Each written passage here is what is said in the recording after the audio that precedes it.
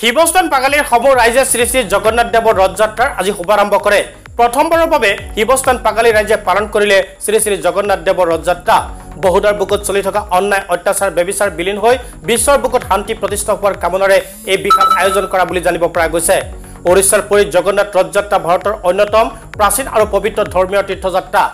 জগন্নাথ ৰথযাত্ৰাক ৰথ উৎসৱ বা শ্ৰী গুণ্ডিচা উৎসৱ বুলিও কোৱা হয়। লোকবিশ্বাস অনুসৰি ভগৱান জগন্নাথ তেওঁৰ ভাতৃ বলভদ্ৰ আৰু ভগ্নী সুভদ্ৰা ৰথত উঠি ভক্তসকলৰ মাজলৈ আহে। এইবুলিও ২৭ জুন অৰ্থাৎ শুক্ৰবাৰৰ পৰা আৰম্ভ হয় ভগৱান জগন্নাথৰ এই ৰথযাত্ৰা। এই ৰথযাত্ৰা দেশ বিদেশৰ বিভিন্ন প্ৰান্তৰ অগণন ভক্তই অংশগ্ৰহণ কৰাৰ প্ৰচলন আছে।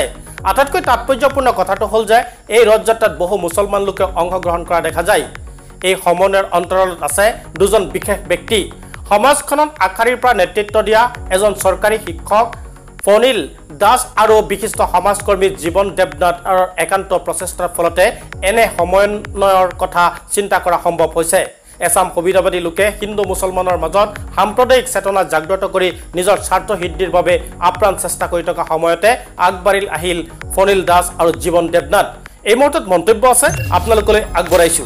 জয় জগন্নাথ, জয় জগন্নাথ।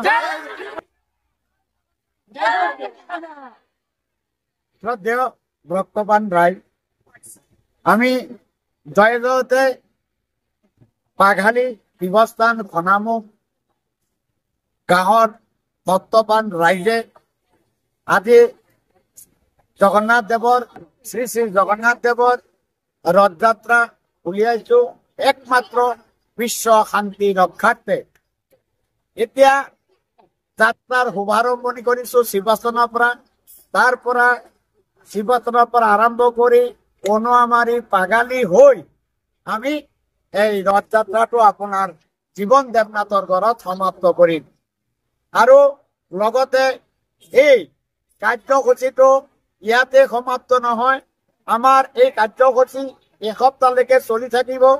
আপোনাৰ সদায় সন্ধিয়া সময়ত শ্ৰীমদ ভাগৱত পাঠ হ'ব আৰু দুপৰীয়া ভোগ হ'ব, ইত্যাদি কাৰ্যসূচী চলি থাকিব 7 দিনলৈকে। 7 দিন পিছত এই ৰথখানা পুনৰাই খনামুখ নামঘৰলৈ যাব। 7 দিন পিছত অহা আপোনাৰ জুন মাহত 5 তাৰিখ শনিবাৰে, জুন মাহত 5 তাৰিখ শনিবাৰে ৰথখানা আকৌ উভতি যাব। আৰু তেওঁ আহিছে মাহীয়েকৰ ঘৰত ফুৰিবলৈ। 7 দিন থাকিব। 7 দিন থকাৰ পিছত তেওঁ আকৌ মাহীয়েকৰ ঘৰৰ পৰা নিজৰ ঘৰলৈ গুচি যাব। আৰু আমি এই উদ্দেশ্যটো হ'ল একমাত্ৰ শ্ৰদ্ধাৰ ভক্তবান ৰাইজ, আমি জয় জয়তে পাঘালী শিৱস্থান খনামুখ গাঁৱৰ সমূহ ৰাইজে ভক্তপ্ৰাণ ৰাইজে আজি শুক্ৰবাৰ দিনৰ 2:30 বজাত খনামুখ নামঘৰৰ পৰা বিশ্ব শান্তি ৰক্ষাৰ স্বাৰ্থত শ্ৰী শ্ৰী জয় জগন্নাথ দেৱৰ ৰথযাত্ৰা শুভ আৰম্ভণি কৰোঁ। শিৱস্থান কনুৱামাৰী হৈ পাঘালী জীৱন দেৱনাথৰ ঘৰত সমাপ্ত কৰিম। ইয়াতে 7 দিন শ্ৰী শ্ৰী জগন্নাথ দেৱৰ পূজা অৰ্চনা ভোগ নিবেদন কৰা হ'ব। সন্ধিয়া 7 বজাত ভাগৱত পাঠ লগতে নাম কীৰ্তনো হ'ব। দুপৰীয়া প্ৰসাদ মহাভোগ প্ৰসাদ হ'ব।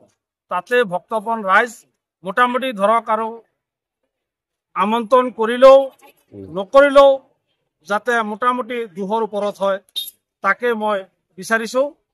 আৰু দ্বিতীয়তে আমাৰ ভক্তবানৰ মাজত যদি কোনো কিবা ভুল বুজাবুজি হৈছে এই গৰমৰ মাজত তাতে যাতে ক্ষমা কৰে, সকলো চৰণতে মই নিবেদন জনাইছোঁ বা সেৱা জনাইছোঁ। কিন্তু আজি এই জয় যাত্ৰা জয় জগন্নাথ যিটো যাত্ৰা উৰিষ্যাত হয়, আমিতো তাত যাব পৰা নাই। কিন্তু আজি ইয়াত কৰি মনটো ইমান পবিত্ৰ লাগিছে, তাত মানে ক'বলৈ মানে ভাষাৰে বৰ্ণনা কৰিব নোৱাৰো।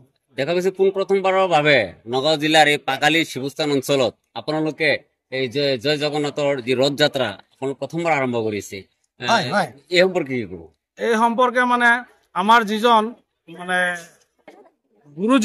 গুৰুজী বুলি কওঁ, তেখেত আমাৰ গোহাঁই বুলি কওঁ, তেখেতে আমাক আহি পেলাই যেতিয়া মানে ভাতৃত্ববোধৰ নিচিনা কথাবিলাক যেতিয়া আলোচনা কৰে, ধৰ্মীয় শাস্ত্ৰত যেনে কেইদিনমান আগতে এই শ্ৰী শ্ৰী ভাগৱত মন্দিৰত যেতিয়া এটা অনুষ্ঠান হৈছিলে তাৰ পিছৰ পৰাই মানে অকণ মানে উদ্যমেৰে মানে শাস্ত্ৰৰ কথাবিলাক শুনি আমি মানে আৱেগিক হৈছো ভক্তবান ৰাইজেও কৈছে যে আমি জয় জগন্নাথ হেৰি ৰথযাত্ৰাটো কৰো এই গুৰুজীৰ কাৰণে এইখিনি হৈছে